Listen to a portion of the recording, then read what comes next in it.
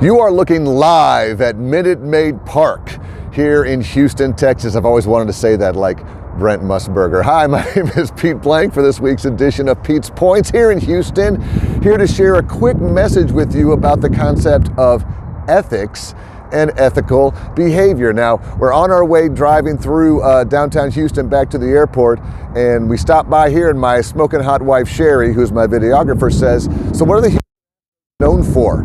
And my first response was scandal. And isn't that awful? Like, isn't that an awful thing to think about? I mean, they won the World Series. Here's their replica of their World Series ring over my shoulder, and they've done great things. But in 2017 and 2018, there was a controversy about sign stealing, and there was a scandal and a possible tainting of their World Series championship. Well, what in the world does this have to do with you as a leader?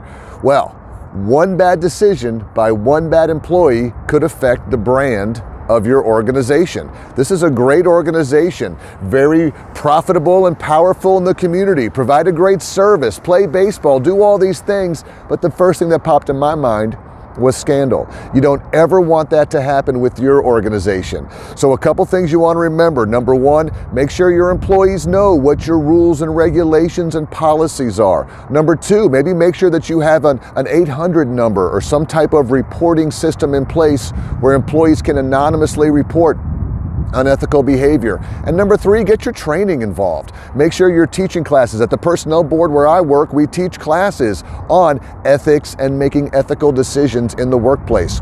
It's getting tougher and tougher these days to discern what is right and what is wrong from an employee standpoint. Let's make sure that we take the gray out of it, make it black and white, so that at the end you've got ethical decisions being made. And the first thing that comes to mind when people think about your business is not scandal, but is success.